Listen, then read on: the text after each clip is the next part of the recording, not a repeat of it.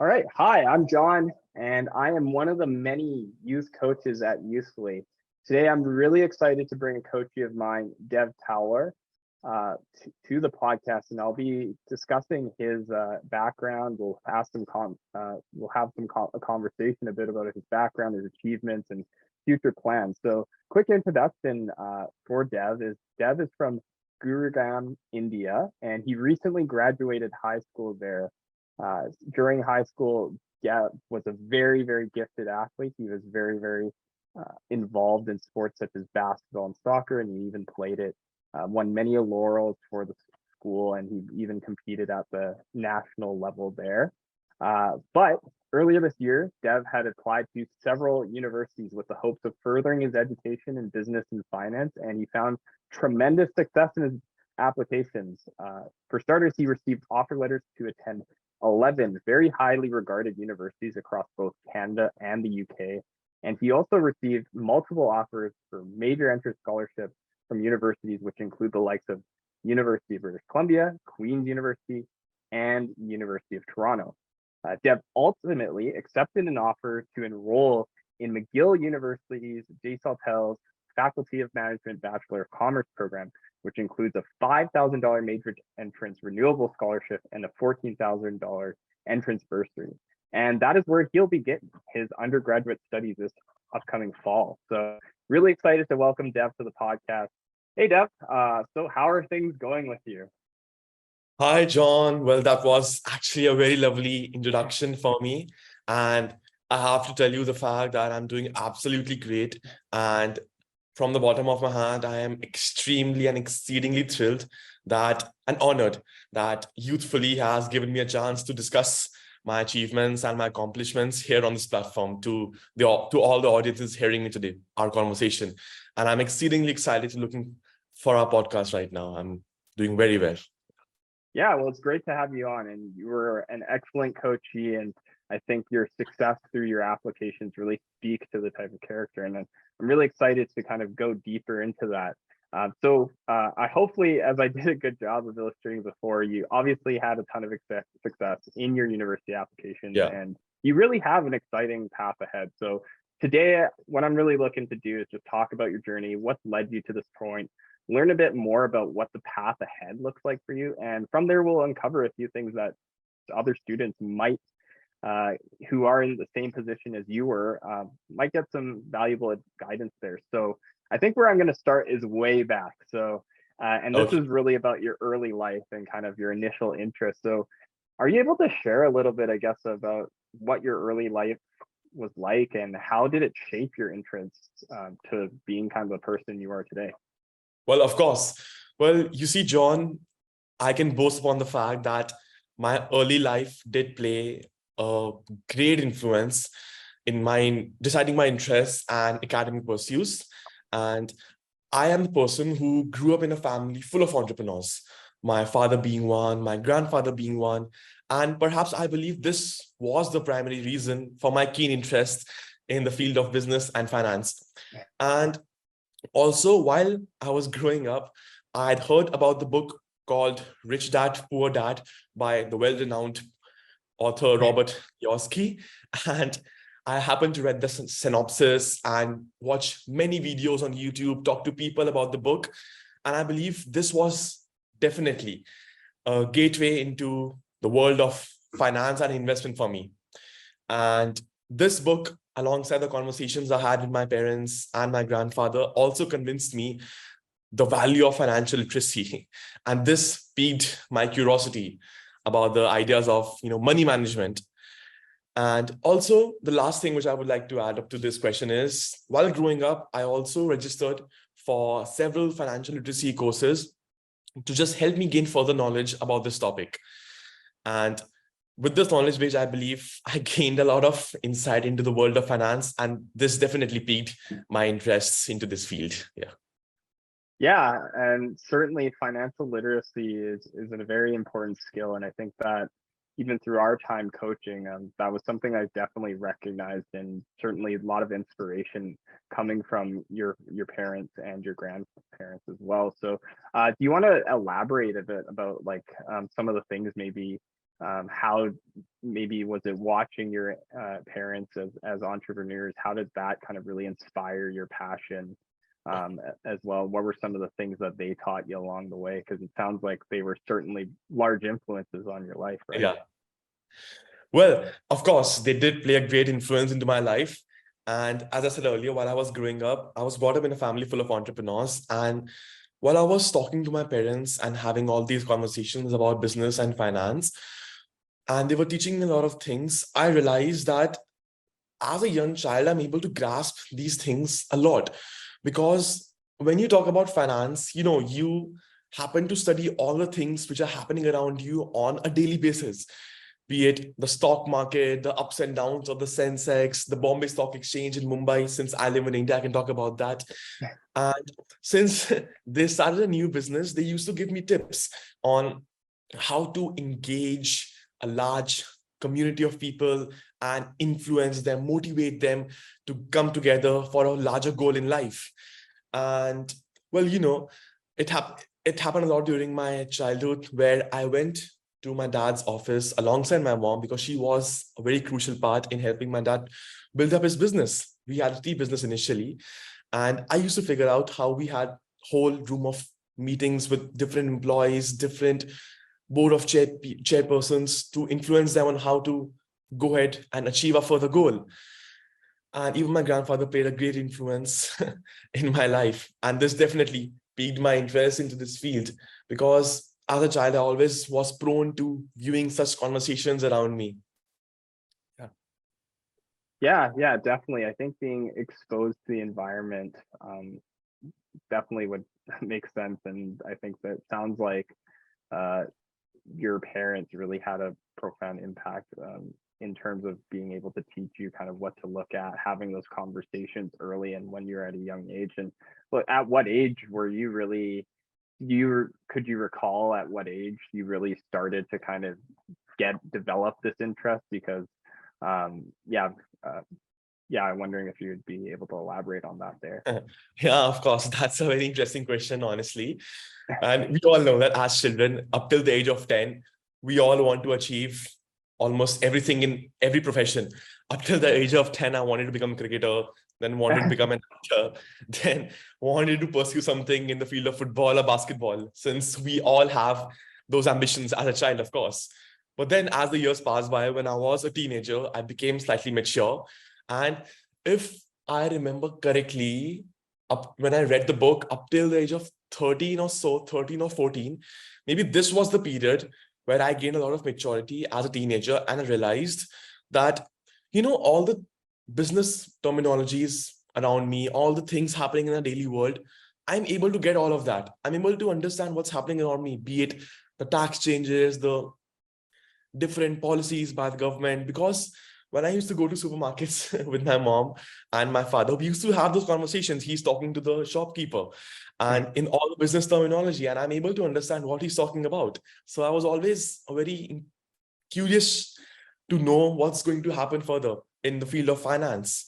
So I believe that, if I'm not wrong, and approximately 13 or 14 would be the age where I started to gain a bit of interest in the field of finance and business. But of course, as the years passed by, I read more books, I met more people, the syllabus in our school changed, which of course enhanced and upgraded my terminologies in this field, and which eventually upgraded my level of finance, my knowledge in finance and investment. But yes, 13 or 14 would be the age where I figured out that yes, I might be interested in this field when I grow up. Before that, I was absolutely clueless on what to do.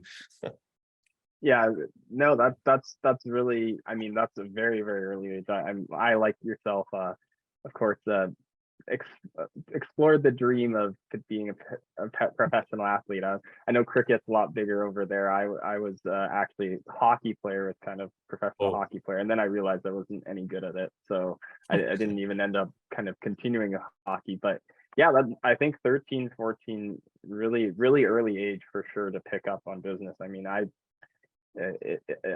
probably didn't really figure out things until, well, I still haven't to an extent completely figured out things, but understanding, I mean, it's always great to start early, right? And I think it's clear that you're your father and your parents were able to kind of, you were able to be exposed to that terminology and that kind of way of thinking, these concepts really early. And of course you supplemented it a lot with your reading, right, with Rich Dad Poor Dad. So that's a great age to start, and I think that it obviously led to some really great results so far. But you still have a lot ahead of you, and including one of which is university, right? You've just graduated high school, so you're still very early. And I think where I want to lead to is asking, why did you choose? I myself am a UBC alumni, so I personally, with my of course unbiased opinion, believe that Sauder School of Business is the best business school in Canada. But why did you choose McGill over the other top Canadian universities? And you also got offers to several other universities in the UK as well. So you had your pick of the lot. So I'm curious why McGill specifically. Well, honestly, while I was applying for the universities and my offers came in, choosing between the top universities, the offers was way more difficult than applying to them. Because when you have all these offers in hand, you know that all the business programs are exceedingly well and are very well renowned in Canada and of course in the world. They have a lot of influence in deciding upon your jobs in the years to come. And as you rightly said, that since you being a UBC graduate and I myself having received scholarships worth up to 100,000 Canadian dollars from Sauder Business School, from Dortmund Commerce, and $20,000 from McGill as well. So for me, choosing between these universities was I won't say this short, was exceedingly a big task. And well, there were a lot of factors which influenced me to choose McGill over these universities. Some of them me being the university ranking, the QS university ranking, the tuition fees for international students, me being one since I'm an Indian, and the cost of living, the city culture, and further internships and job opportunities. And of course, the campus life too matters a lot. And after having researched about all of them in great detail and having made a decision tree, since I'm a business student, I used my syllabus and I made a decision tree on the net. And ultimately, I decided to choose McGill, as you said. And the reasons why I did so was that, well, if I talk about the campus life, then I've talked to a few students. I researched online that McGill does offer one of the best student lives in North America. And if I talk about the distance, you see, McGill is located downtown. So you don't need to travel long distances to get there. You are in close proximity to almost all the things you would want in a daily life. And if I talk about affordability, because being an international student, it does play a lot of role in deciding which university I have to go for, since I have to take into account expenses as well. Well, as I compare to other cities, Vancouver, Toronto, I believe that Montreal was definitely a more affordable city as compared to these big metropolitan cities like Vancouver and Toronto. And well, one of the most primary reasons why I chose McGill is because I also received 30 credits, which is a huge plus point in my resume, right? The university gave me 30 credits based on my IB grades and subjects.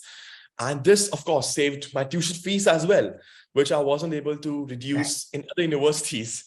And McGill is well renowned in US and other countries as well. So if I need to go work in some other country after graduating, of course, McGill does open a lot of doors for me. The degree does open a lot of doors for me. And I believe these were primarily the reasons why I chose McGill over these universities. And I'm quite happy about my decision here.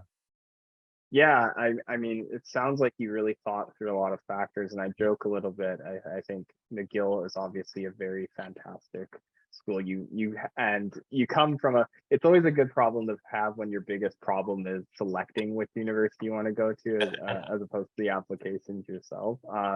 But yeah, McGill, a very wonderful university, a very fantastic business program. I'm sure you'll have no shortage of opportunities going there. And in particular. I also have been to Montreal, and Montreal is a wonderful city. And as someone who lives, I love Vancouver. I've lived in Toronto, but certainly affordability is challenged here, Yeah. especially if you want to live here long term. So I think Montreal has a very wonderful culture, and I'm sure that the student life at McGill will reflect that. So are you going to learn French while you're down there? I know McGill's an English speaking university, but you will be in Quebec, Canada, which is Yeah. francophone. Of course, I will be learning French. And before I say this, I just have to say that I just hope I bear the cold in Montreal, the cold weather. I've seen it goes up till negative 30 degrees in peak winters. And me living in a tropical region, it's going to be very hard for me. So I'll have to bear the cold, right? Yeah. So yeah, you talked about Yeah. French, right? So yeah, in my school, I opted French as my second language. And Okay. yes, I've been learning for the last 8 years French, yeah. Wow. Might Okay. not be, You probably know yeah, I better might French not than be, me. yeah, I might not be speaking in absolutely native French because that's very difficult. You just cannot learn Yeah. native French. It's next to impossible, right? Being a student. So, but yes, I have been learning French. And since Quebec is a French-speaking province, the second language spoken there is French. Learning this language will definitely help me get an upper hand in grabbing a lot of internships as compared to other people, right? And I believe when you know the second language, when you know the native language there, if not fluently, I might not be able to talk in French professionally, but yes, I will be able to survive with my instincts there. I know that much French with which I can talk to many people. I can talk in a professional language, but yes, I can survive with French there. And yes, French learning was a great part of me choosing McGill because I knew that Montreal is a French-speaking province, right? So this skill will definitely get me a lot of opportunities there. Yeah. Yeah, I'm very envious. I mean, I took a little bit of French in high school as well. Obviously, it's the second language in Canada, but very, very basic level of French. But I think, yeah, it'll take you a long way. I think knowing you're obviously multilingual, so that goes a long way in general. And I think it'll. I'm very envious because I've wanted to improve my French for years, and I'd love to be fluent there. And yeah, especially if you're looking for kind of positions in Canada, I think it goes a long way to be bilingual. It certainly doesn't close any opportunities, and I think it'll just help you with getting to know people, right? You're going to be McGill's going to have a lot of different people. It'll help you kind of build those connections, and at the very least, you're going to be able to order at the McDonald's in French and impress some folks there. I think people will be impressed by that. So Yeah. I think I want to take a little bit of step back too, because you mentioned that as we're discussing when you're selecting McGill, one of the big factors was kind of that financial piece, right? And the affordability piece. And Montreal definitely as a city more affordable than Vancouver and Toronto. Although you will, Yeah. Toronto is similar. You're gonna have to bear really crappy winters. Montreal is pretty brutal winters. I'm from northern BC, so I'm pretty acclimated, but Vancouver in terms of winters is much more mild. But Yeah. anyways, going back to, you mentioned the financial support. So, and I was wondering, I mentioned before you had a major entrance scholarship, and you have quite a bit of. So how is that financial support from the scholarship and the bursary that you receive? How do you think that will influence your university experience? Because obviously you take in great consideration that financial aspect, also particularly being an international student, right? Well, definitely, of course, as you rightly said. You see, for me, getting a scholarship and bursary was a significant deciding factor. And as I talked about it earlier, the tuition fees for international students in Canada are noticeably very high, ranging from approximately 5 to 10 times higher than those for Canadian residents, right? It's absolutely insane, the difference between the two figures. And Yeah, luckily, imagine. yeah, exactly. And I call myself very fortunate that I have been granted scholarship through, I have been financial aid through scholarships and bursaries. And you see, moreover, I believe at McGill, the major entrance scholarship holders are, of course, always guaranteed their first choice of residence as well, which also was a huge factor for me deciding McGill, right? I chose La Citadel and I was given the opportunity of booking a single room or getting into a double room with a roommate. So this was, of course, one of the major factors why I also opted for McGill over the universities. And also financially, since I got an entrance bureaucracy, I'm also pre-approved for the work study program there on campus. And you see, since I've achieved the work study permit there, this will help me gain a lot of work experience and extra cash at the university, which of course I can save and spend on my entertainment and other purposes on my daily life. But more importantly is the work experience which I will get, which I achieved through work permit and of course the bursary. And yes, scholarship and bursary were of major factors in deciding my place at McGill. And luckily, since I achieved these financial aids, I no longer have to apply for a student loan, which might have been very stressful for my parents in paying back in the years to come. And with the pressure of, you see, tuition fees and other costs lifted because of these scholarships and financial aid, you see, I can now focus more on my extracurricular activities at the campus and studies. I no longer have to worry about paying back the loan or worrying about paying a huge amount of tuition fees since I achieved the financial aid. So yes, this was a great factor which influenced my decision to choose McGill. Yeah, I think absolutely. Going to being able to have that financial security and support allows you to focus more so on the experience you want to have at the university, and you can make decisions in the best interest of that. As you mentioned, if you have a student loan, then that's always going to be on the back of the mind. It's really going to make it difficult to, and you're probably going to bias yourself to things that will make you help pay those loans off earlier. So I think it's fantastic that you got a scholarship. It's and it's very, you're very lucky to have that, right? Because I think that will really support your career, and it's going to have a long-term impact. I think the decisions that you're able to make now, you can focus more on having a good experience at the university, you know, really focusing on your learning, really focusing on the extracurriculars and being involved in the community, as opposed to trying to pay, kind of having that constant pressure of paying off those student loans, which are very difficult to pay off, and tuition is not getting cheaper anytime soon.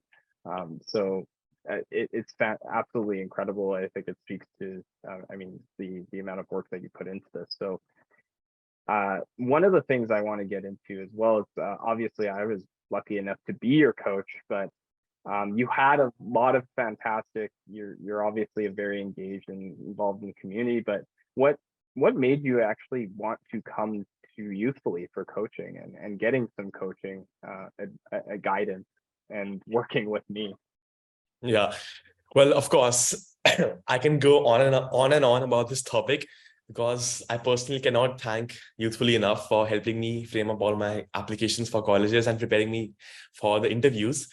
And yes, I first heard about Youthfully from the internet, and of course from a word of mouth as well, because one of my elder friends, he's approximately 4 or 5 years elder to me, he once booked an appointment with Youthfully, and with his reviews, I was very excited to join Youthfully's program, because he achieved all he wanted to do in his life, all the scholarships he wanted, all the top universities he applied for, he got the offers from there.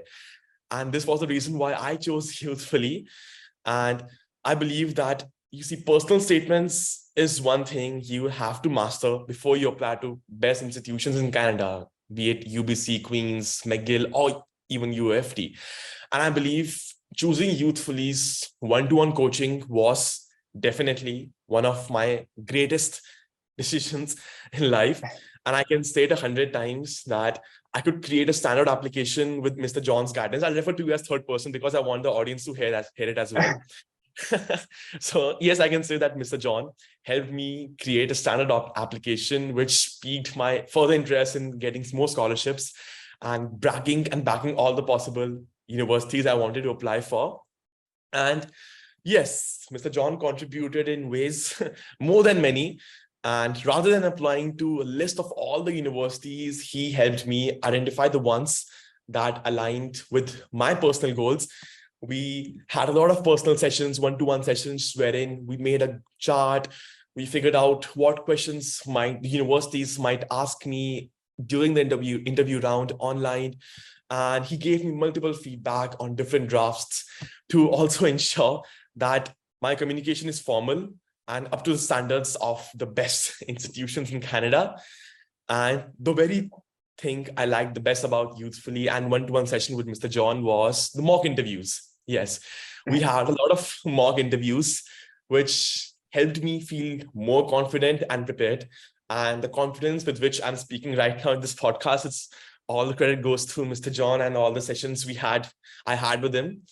And yes, despite being in different time zones, despite being in different countries altogether, we had a lot of calls, and he extended his emotional support as well, besides helping me in my scholarships, which motivated me to choose the best of universities and apply to all of them. And the one thing which I loved about Youthfully is that its coaches, especially Mr. John, was always just a call away. I used to mail him in the morning and he used to reply within an hour or so, be it any time in Canada, which was exceedingly happy for me as a client. So yeah, Youthfully was the best decision I could have ever taken before applying to the best universities in Canada. And I've achieved the success, right? I've achieved the fruit of success. I've been getting all scholarships and many calls from universities, all thanks to Youthfully.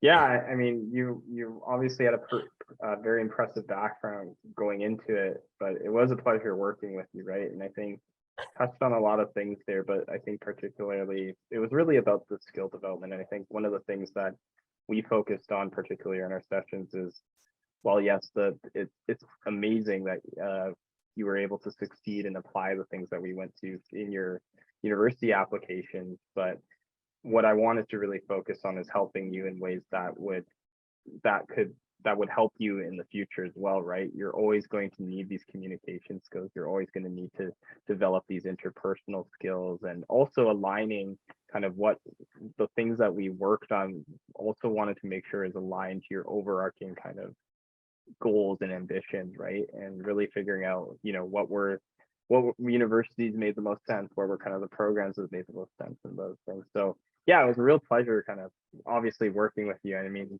had a lot to work with because you are obviously a very ambitious person, a very ambitious student. So I think that that partnership was really great. So I'm glad that you felt that you got a lot out of it. Yeah, obviously you're one of the model students in a sense because you've had successful results. And I'm sure that a few years from now that you're going to achieve a lot more going down the line. So hope in terms of, I guess, continuing on, I think I'm a little flattered by some of the things you said, but I guess, like, I obviously had I had a really great experience working with you, and you were very keen to learn. What were some of the things that you think and this is kind of for my interest, I'd say, is just what are some of the things that you specifically felt that, would have been really difficult to achieve on your own that, like, I really helped you with, and some of the conversations we had. I know we had a lot of appointments and we had a lot of back and forth for sure. But what did you think? What did you think that I gave you the most value? If you had to pick a couple things. Okay. Well, I can go on and on about this topic, but to summarize it in the best ways possible, I can say that Mr. John, which you helped me a lot in speaking with confidence and also reviewing my answers, which I wrote to apply for scholarships, and even my personal transcripts. Because I believe that if they hadn't been given proper feedback, if I didn't have the Youthfully call, if I wasn't given enough support, I wouldn't have achieved all the scholarships which I wanted to, right? Because there has to be a certain amount of terminology which you use, which immediately, grabs the reader's mind. You see that when you write such words, they should know that, yes, this student has the capability to do something with a university and he is keen to understand what he wants to do in his life, right? So I believe, yes, Youthfully did help me a lot in this regard. And I believe if I hadn't been well prepared for the mock interviews, I wouldn't have pulled it off by myself, because I myself had never known what possible questions might be asked from me by the university's online guidelines, right? And Mr. John helped me a lot in making a chart, different sets of questions, being interpersonal, my professional based questions, questions related to my early life, which honestly I had never thought was a university might ask me. And if I hadn't done this, I'm sure I wouldn't have achieved the scholarship which I have right now. So I believe that the two of the things which Mr. John helped me a lot with, which I wouldn't have achieved without him, is helping me conduct mock interviews, reviewing my personal statements, and giving me regular feedback on my write-up. So without these three things, I'm sure I wouldn't have achieved anything which I have right now. Yeah, I think you underestimate yourself, but certainly I think yeah, I think we made a lot of progress, and it was very clear through our time together how you developed. And so, as I mentioned before, we also there will probably be people in your shoes, right, who are kind of considering working with a potential coach. So, for those folks, like, what advice would you give them for the folks who are kind of looking potentially at coaching? You know, they might be entering their grade 12 year and debating whether it makes sense to work with a coach or not. Maybe just a quick piece of advice. Well, the quickest piece of advice which I could give is, firstly, the most important is you have to secure a good level of trust with your coach. And I believe right from day one, you have to develop effective communication and collaboration with your coach to, maximize your benefits, right? Because it just cannot be that in the meeting, the coach is the only person talking to you and giving you feedback. You have to show your interest as well, because you are the person who is going to apply for the universities, and the coach is just there to give you the enough support and guide you where you're going wrong and how to correct it further to avoid making such mistakes in the times to come, and to prepare you well in your professional life further as well after you graduate the college. So I believe the effective communication is definitely a must. It has to be from both the ends. You have to get the most out of your coach and trust with whatever he's guiding you with. And I believe that the person has to be proactive, and you need to ask constant feedback, ask questions, and take ownership of your applications as well. Because it's not just that the coach is the only person who's correcting you for your mistakes and you are not inquiring more about how to improve further, or just having a laid back attitude with no interest in the coaching as well. You need to show interest within the coach, because as from personal experience, I can totally say that since I showed my best interest with my coach, Mr. John, he helped me a lot to get through my interviews and my scholarships. So I might be the only person who can say that, yes, this has helped me exceed. This has definitely helped me a lot. So I believe these three tips would matter a lot. You maintain a good level of trust, you develop an effective communication with your coach, and lastly, you never shy away from taking constant feedback and interacting with your coach. Yeah, this would be the Yeah, best advice which I give to all the students. Yeah. yeah, and you spoke to the proactivity piece, and certainly it was clear from the get-go your enthusiasm, right, and you were very proactive. And I think one of the most important skills that will go a long way, not just in these applications and our relationship, but probably in your university and well beyond in your career, is your ability to intake feedback and apply it effectively, right? As coach, I can't do the application for you, right? That doesn't help at all. What it's really about, my job is to try to make sure you have the skills to succeed in your application, and you have the experience and you're developing in the right ways. But ultimately, if you don't have the passion that, and you don't have the interest or proactivity or the willingness to kind of develop yourself, then kind of falls flat, right? And I think that that's a really so some really great points that you kind of mentioned there. So the application, I think we talked a lot about kind of the coaching experience. We talked about, why you went to McGill, and obviously getting to this point is a massive success, and we've discussed about how great of an achievement is. But this is really only the beginning for you, right? I mean, you have such a lot. You probably have many years ahead. in university, and then hopefully a very, very long career after that, right? So how do you plan to kind of, what are, I guess, how do you plan to make the most out of your time at McGill, right? You have some years to go there. So this is really just the beginning, getting admitted, right? So what are you going to do when you're actually there, and what are some of the things that you're looking forward to? Well, every person knows that McGill University is well renowned for, its diverse and incredibly large alumni network. And if I had to tell you about how I will make most out of my time in McGill, I can say that, whether it's joining clubs or different student organizations or participating in extracurricular activities, while also focusing on my studies, I would personally want to engage in many diverse experiences that align with my interests. And by immersing, in these opportunities, of course, I will be developing new skills, broadening my horizons, and also forge meaningful and strong connections with my peers and fellow students. And also participating in, exchange programs, attending multicultural events, or joining different teams, be it volleyball, basketball, since I'm me being a basketball player myself, I would want to cultivate an international perspective and, foster intercultural understanding, to know more about different cultures, since people from all across the globe will be studying alongside me in the BCom program. And I plan to make the most out of my time by grabbing a lot of opportunities, be it related to studies, getting different work permits, working as assistants for many different professors, or even networking with past alumni, getting internships, and also constantly seeking mentorship from my seniors and also from different professors. And, since McGill is well renowned for all these factors, I believe I wouldn't face any such difficulties in embracing such opportunities. Yeah. Yeah, I mean, certainly it sounds like, I think the diversity aspect, you're going to be in a new country, right? So Yeah. take advantage of being at this globally renowned university, and there's going to be people, and there's going to be so much to learn from people. And I think also just enjoy yourself, right? You're going to meet a lot of different people.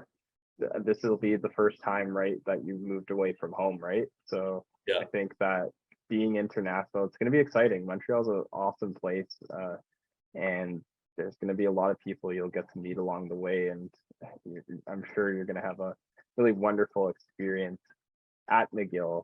Have you looked much into like specific things in Montreal that you want to check out while you're there? Well, yes, I have seen a couple of videos on YouTube, and I've seen how beautiful the place like Montreal is in Quebec, and its nightlife is to die for. Because I say when I'm done with my studies for the day at around 5 or 7 p.m., I'm not sitting in my residence. I'm just going out and explore different things and going out with a lot of people. Because you see, you go to a new country, you need to understand its culture. It's going to be absolutely different from what I have been brought up to, right? Since in India, I'm different culture altogether.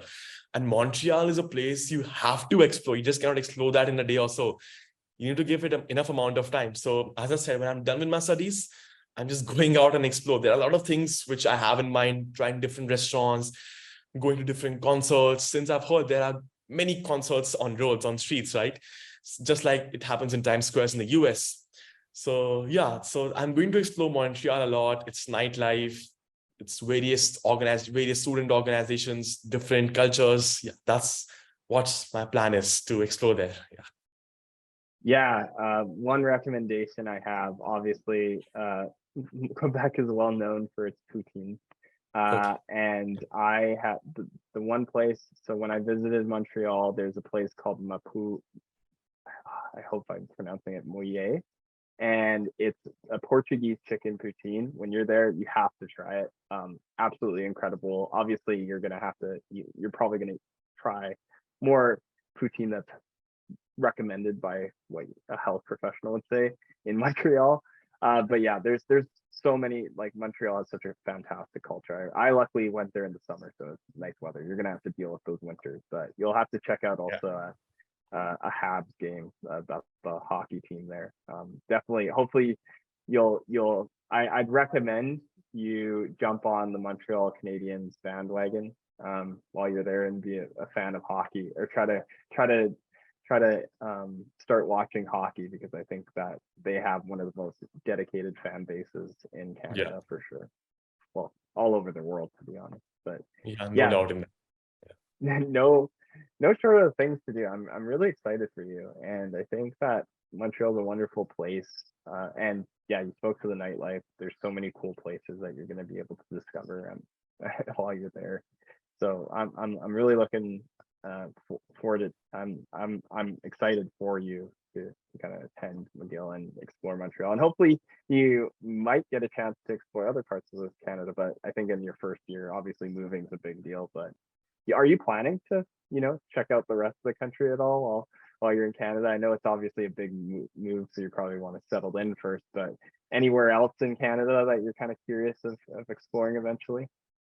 Well, of course, I'll be planning to visit Vancouver, Toronto, and Ontario as well during my vacations with alongside my friends I make at McGill. Because of course, these are, big cities and many events happen there, be it sporting events.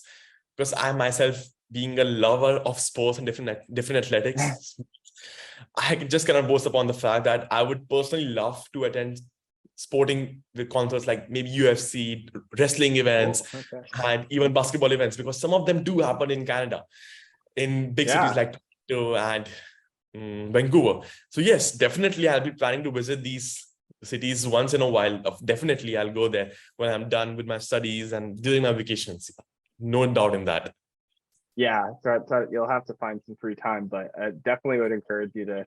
There's I lived in, as I mentioned, lived in Toronto for a few years. Enjoyed my time there. It's very, very big city, but lots to do there. Really fun as well. I'm a huge fan of the Toronto Raptors, so I'd recommend checking out one of their games. And Vancouver, obviously, if you ever do happen to come to Vancouver, feel free to reach out to me. I'm happy to provide you some recommendations, and there's no shortage. I think all very unique cultures, though, for sure. I'd say that. So it's going to be really exciting for you to explore kind of different parts of Canada. So anyways, I could go on and on about, Yeah. I think, what's ahead. There's lots to be excited for, and no doubt. But taking a little bit of a step back here is one of the things that we wanted to accomplish, and I think there's a lot of people who could really learn a lot from you, I think. Yeah. And so I'm curious if you want to share maybe a few of the key lessons that you just learned through the process. And you can kind of speak as early in your high school days or as late or as recent as you want. But what are some of the key lessons that you've learned through this journey to get to where you are today, and going through the university application? Yeah, so the first which I could say is that to all the students hearing me and who would want to apply for different best institutions in Canada. So I say that even though your extracurricular activities are exceedingly important, but firstly, your first priority should be your grades, to achieve high grades in your high school, because from personal experience, I have experienced that these universities do filter applications by grade first before they assess anything else. So don't just let your grades suffer because of other activities. Participate in extracurricular activities, definitely give equal importance to both, but slightly more to your grades because they do matter a lot. So maintain high grades in your high school. And if I have to be biased, I'd say if you are applying to UBC personally, then I say then your college application journey must start right here, right now, if you are in grade 12 before you give your final exams, because UBC application requires at least 7 to 9 personal profile questions, each being, if I remember correctly, a 500-word essay. And these essays cover all aspects of your life, be it your family, your achievements, and your future ambitions. So I say use these resources as your data bank for other university applications. Once you are done with these essays for UBC, you can just filter them out for other universities as well, such as UFT or McGill, which is exactly what I did. And the last tip which I would give to all the students is that if you're looking for a way to make your university application process a little faster and slightly easier as compared to the rest of the students, then I say that you consider writing your essays as early as your summer break in your high school, because these forms tend to be similar year to year, and this will give you a very good head start as compared to other students, because you start early, you know what possible questions might come. So when you have the head start and an upper hand, you definitely get to brag a lot of opportunities, right? And just a heads up that I know personally that grade 12 is going to be a lot challenging academically, and a huge pressure on your mental health as well. So just take good care of yourself and take out time from your studies and focus on your personal growth as well. But do pay attention to your grades as well, because they do matter a lot alongside your extracurricular activities. And yes, lastly, best of luck to all of you. Yeah, absolutely. I think uh, you're speaking to balance there, right? And you have to really meet the baseline of having a certain amount of grades, but you also have to kind of be involved in extracurriculars, and you also want to take care of yourself, right? If it's really hard to showcase your best self in these applications if you're not feeling great, you're not 100%, and you're not really passionate in what you're doing. And I think you've discussed a lot, right? That you're a huge fan of sports, you're playing basketball, you're doing a lot of other things outside, but you definitely had fantastic grades as well, which didn't help. And at the bare minimum, it was good enough to kind of get you in the door. And I think your personal profile and speaking to your extracurriculars really supported your applications as well, and kind of put it above and beyond, right? And clearly what's growing within, I think, universities is the idea of having balanced students, right? People who are not necessarily just great at academics or just great at doing a lot of extracurriculars. It's people who have a lot of balance in their life, who have diversified skill sets and diverse experience, right? So I think that's a very important lesson, is to make sure that you are, of course, grades, I think you need to hit the baseline there, but also taking care of these other factors as well, and really making sure that you're building in multiple areas. So yeah, I think we've went through through a lot today. So I think we talked through just your early life, how